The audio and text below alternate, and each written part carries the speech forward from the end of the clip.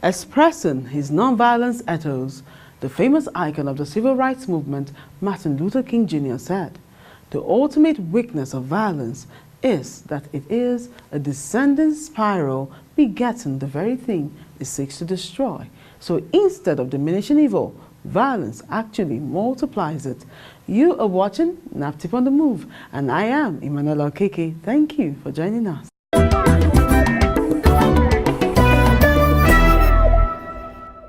On today's episode, the Violence Against Persons Prohibition Act of 2015 is in review. What is the business of NAPTIP with the Vapp Act, you may ask?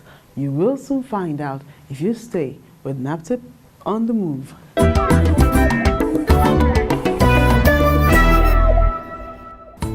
Established in 2015 to eliminate violence in private and public life, prohibit all forms of violence against persons, and provide maximum protection and effective remedies for victims of violence. The Violence Against Persons Prohibition Act, popularly known as the Vapp Act, provides for a wide range of actions that constitute violence. The Vapp Act is very wide. There's a series of offences that are constituted as violence against persons under the Vapp Act, and these acts include rape, physical injury, genital mutilation or circumcision, gang rape, incest, so many, anything that causes bodily harm or even psychological harm to a person is considered as violence against the person. The law started since the inception of this democratic era. Since 1999, a lot of women advocates and a lot of rights advocates have been pushing for violence against women, And when it got to National Assembly, the members of the National Assembly, both the Senate and the House of Reps, said, look, let's make it a uniform law. Let it not be sex sensitive, because men too are also violated. So that was how the law came to be known as violence against persons instead of violence against women, even though women are those that are mostly protected under the law. Section 44 of the Vapp Act mandates the National Agency for the Prohibition of Trafficking in Persons, NAPTIP, to administer the provisions of the Vapp Act in collaboration with other relevant stakeholders. We implement the Act along with other government agencies, including the Nigerian Police and other security agencies such as the Office of the National Security Advisor, such as the NIA, that is Nigerian Intelligence Agency, such as the Nigerian Security and Civil Defense Corps. We collaborate with all these agencies in order to be able to implement the Act. And the FCT, that this law is applicable to, because the Violence Against Persons Act 2015, for now, is only applicable in Federal Capital Territory, Abuja. So all the 6 area councils are covered. So any offense committed in any of these area councils comes under our purview, and we have actually gotten people reporting to us from these areas. So once we have such information, we investigate. So the stakeholders are many, including some non-governmental organizations who are also doing a lot in order to protect women and children, and in order to protect the rights of the vulnerable ones. So we work all sectors of people who can make us achieve our objective. The provision for the offence of rape in the Vapp Act is a great improvement from the Penal and Criminal Code. Under the Penal Code and the Criminal Code, it has been a Herculean task for us as prosecutors to be able to, get evidence, ingredients or elements to be able to prove cases of rape in particular. We are supposed to bring all forms of medical report. Even when rape is done to a child, a baby that cannot talk, it has been so difficult. Now with Violence Against Persons Act, it's not that difficult any longer, So the law makes it in a way that if you are able to gather this evidence and you are able to get some graphic, sequence of how this thing happened, and you're also able to, lay a very good foundation and push the evidence, before the presiding judge.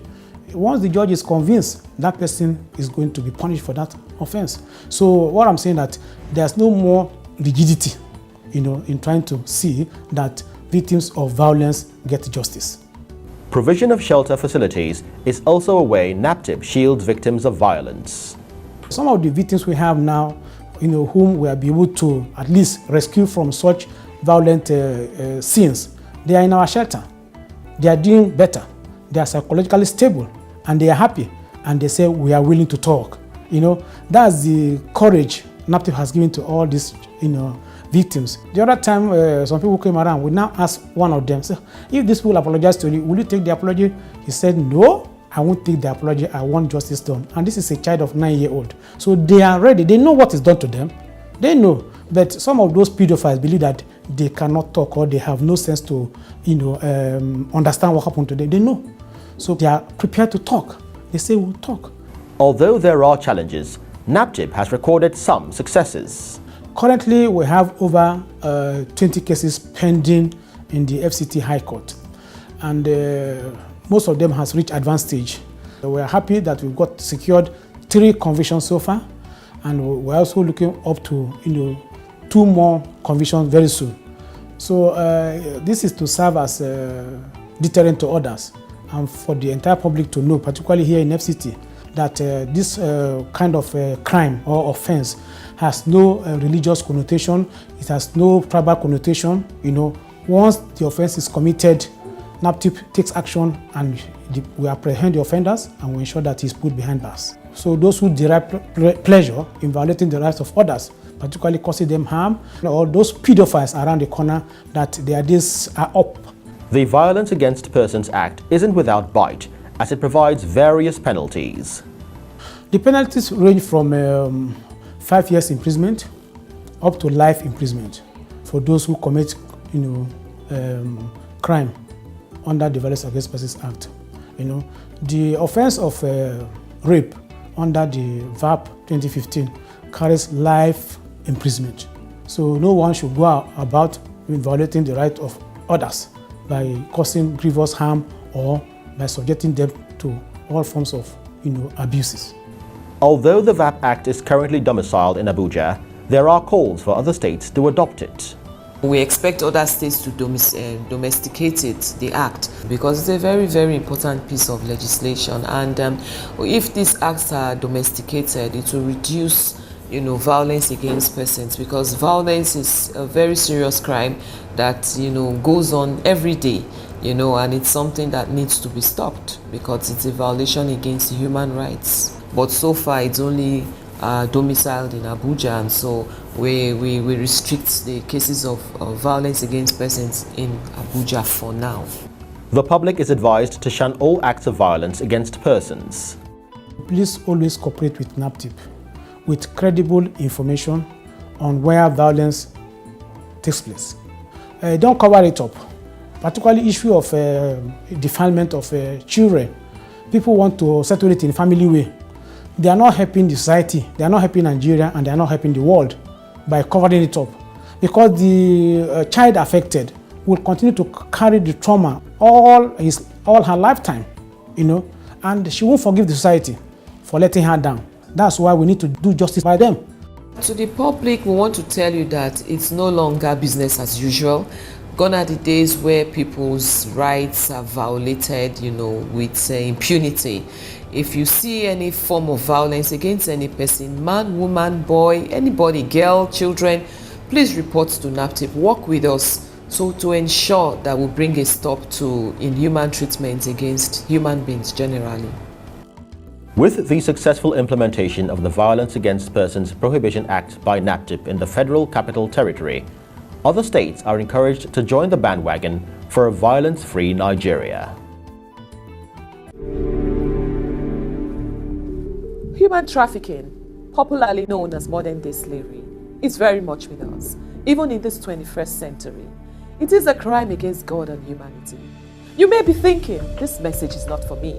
Think again, because if you are paying your employee through an agent, you are a trafficker. If you employ a child under 12 years as a domestic worker, you are a trafficker. If you abduct a person against their will, keep and exploit them for monetary gains, you are a trafficker. If you promise international jobs with the intention to exploit the victim sexually and for cheap labor, you are a trafficker. If you buy and sell human organs, you are a trafficker. There are so many components of trafficking with devastating effects on the victims. This victim may be your daughter, son, brother, sister, mother, or father. Let us be our brother's keeper. Join hands with NAPTIP to stop human trafficking now.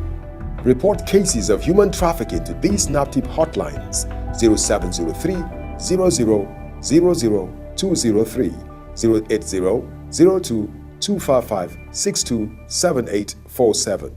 NAPTIP, empowered to protect you. This is a call to all states to protect their indigenes from various forms of violence by adopting the Violence Against Persons Prohibition Act. Up next is NAPTIP Events. Don't go away.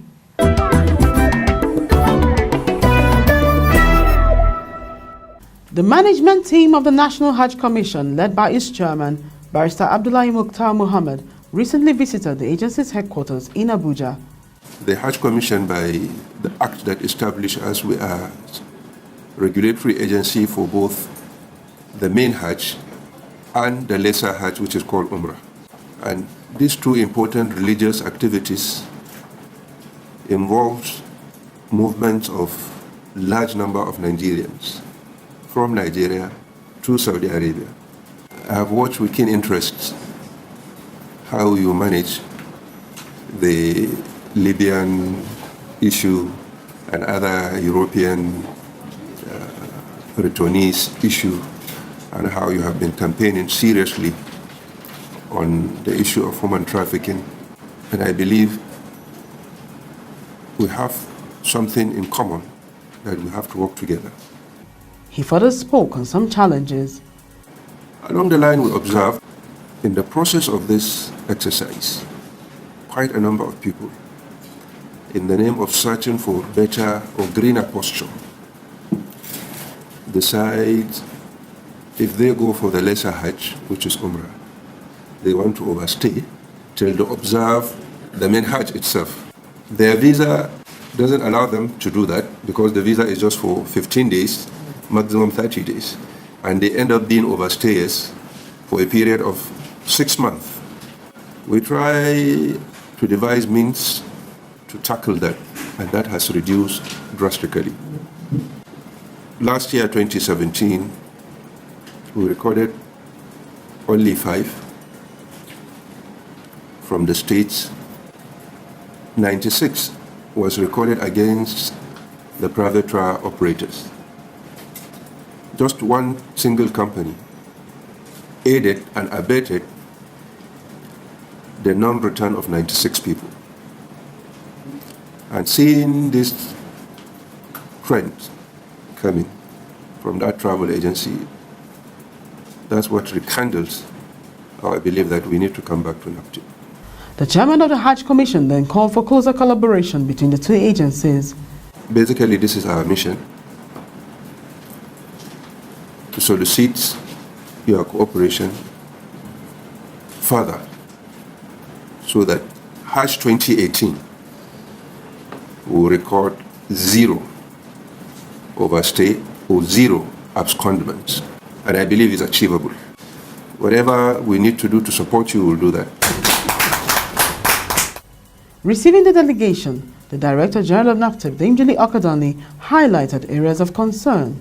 The Hajj Commission is one of our major partners, and we hope to work very closely with you and NAPTIP together. There's this new dimension in human trafficking that has been going on now. Mass movement to Saudi Arabia. They claim they are going for domestic work, and they are also going as nurses. Most of these girls are underage girls, very young girls. They go to the villages. The last one we had 14 girls from Daura. Young girls, 11, 10, 12. There's so much sexual exploitation of these girls. There's killing of these girls, even for their organs and things like that. For those private tour operators, give us the names so that we can prosecute them accordingly. For those who overstayed, we'll go after them. She also provides some solutions. Our number one prevention strategy here, awareness, because prevention is better than cure. When we start to create massive awareness at the airports, the airline operators, the travel agents, the hospitals that screen these girls, they screen these little girls at night. Have you seen a hospital doing the screening at night? And you're not asking questions. Where are these girls going to? Why are you screening them? Let us call NAPTIP to investigate. No, they are only interested in the money. Of course, those that guarantee the pilgrims that cannot bring them back, will go after them because they must produce them. We have to put in very stringent measures now to ensure that before you guarantee anybody, you're sure you're producing that person. And a timeline should also be set. Within so and so period, we must see those who went for Hajj and returned. I also want you not to stop here, but to also pay a visit to the Saudi Arabian ambassador to stop giving visas to these girls. They have no business in Saudi Arabia. They should not give them visas. Abdurrahim Opotashaibu, the NAPTIP Director, Legal and Prosecution, also shed more light on the issues raised. These travel agents and the recruiters, they put a peg of $50 on top of one person. They will tell you, please, I want somebody who is prepared to go to Saudi Arabia for domestic work. So much so that relations are the one recruiting for them now. We need to just stop them from going. The age is so low. Then these are very vulnerable people. Then if it is labor, they are unskilled labor. You know, the labor that cannot even fit into our own economy, then you now want to export it. What are they going to do? What they are just after is the economic benefit, nothing else. And it's not right that we sacrifice human life just for the sake of making money. They are reporting the agency here. Look at it, they don't want people to go to do the just right. It's not true. Because we discovered that one of the recruiting firms is owned by a Christian. The Secretary of the National Hajj Commission, Dr. Bello Muhammad Tambuwal, also shared an experience. There was a day I traveled on ET to Saudi Arabia. I actually shed tears. I saw some girls, I called them, and they never knew the purpose of their travel. So our coming today here is very, very, very educating to us. And I commend the chairman for the foresight, how he came about the thought and farsightedness to visit NAPTIP to seek cooperation so that this menace would be minimized. Responding, the chairman of the National Hajj Commission, Barrister Abdullahi Mukhtar Muhammad, made some commitments towards strengthened collaboration. We will give standard instruction to all the state children's welfare board agencies and commission that any time they organize sensitization activities for their pilgrim, NAPTIP official must be there to speak on the human trafficking aspect. The request of NAPTIP to be part of the screening process, I think this is also a welcome development. We will include it in our instruction to the states. Hopefully, we will be able to save some lives from being destroyed. Even if it is one person that we are able to save, I believe is an achievement. With a pledge to foster closer partnership between NAPTIP and the National Hajj Commission, the recent trend of trafficking of young girls and women to Saudi Arabia will soon be a thing of the past. A Benin High Court, presided over by Honorable Justice Alero Edodo Iraga, sentenced one Mrs. Vera Imo of number 1 Adunwa Street off Uwelu Road, Benin City, to 12 months imprisonment for human trafficking. The convict was charged on a 2-count charge for procurement of prostitution and facilitating activity for trafficking in persons, contrary to the provisions of the Trafficking in Persons Prohibition, Enforcement and Administration Act of 2015. Mrs. Omor, who recruited a 16-year-old school dropout of Wulu Secondary School, Benin City in June 2015, sent her to her brother Solomon with a promise to work at his boutique in Mali. But on arrival in Mali, she was introduced into prostitution and all her earnings were collected by Solomon. The judge held that the accused was one of those denting the image of Edo State by recruiting young girls for prostitution and then sentenced her on a 2-count charge for 12 months each, which had to run concurrently. A delegation from the European Union Parliament Subcommittee on Human Rights, led by Ambassador Ketil Carlson, recently visited the agency's shelter in Abuja. The purpose of our visit, see the problems and also to find the solutions. So we are ready to learn more from you. Welcoming the delegation, the Director General of NAPTIP, Danjili Akadani, raised some issues hampering the fight against human trafficking. We've had a very good relationship with the EU so far, and then we are hoping that it will be better.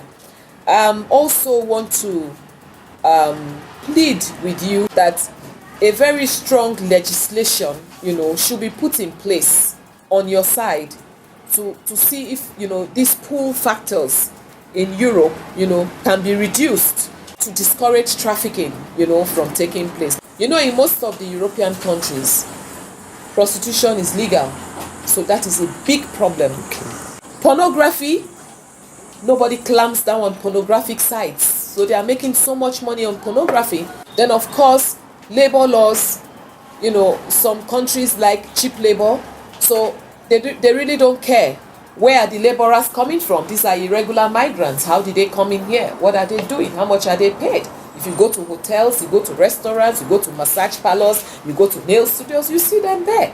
Trafficking is a two-way thing. They are bringing in these irregular migrants because they have where they can put them in to do all of these jobs for them. We need to share information. If you arrest Nigerians, traffickers, there must be Spanish traffickers that work with them. They cannot work alone.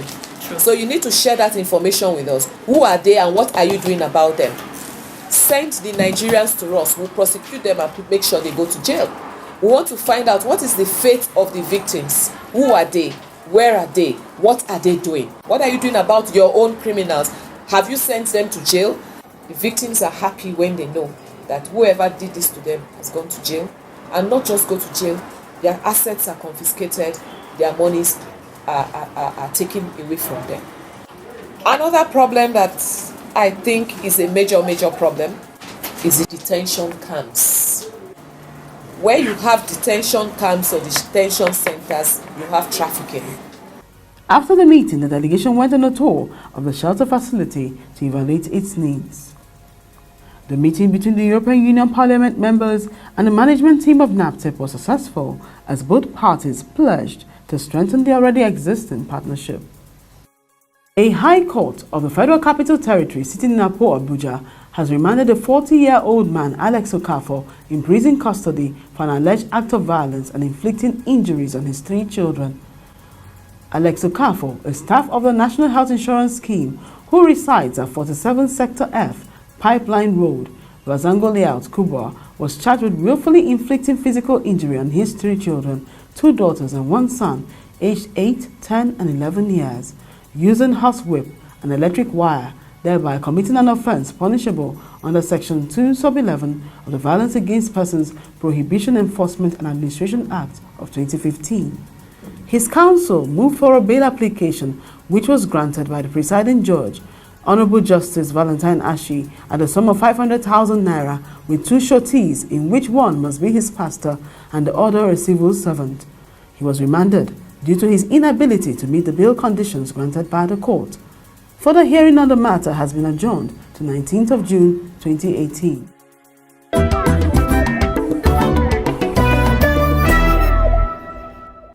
For more enquiries and support, or to report cases of suspected human trafficking and child abuse, please call NAPTIP hotlines on 0703 0000 203 or 0800 2255 627847 or email info@naptip.gov.ng.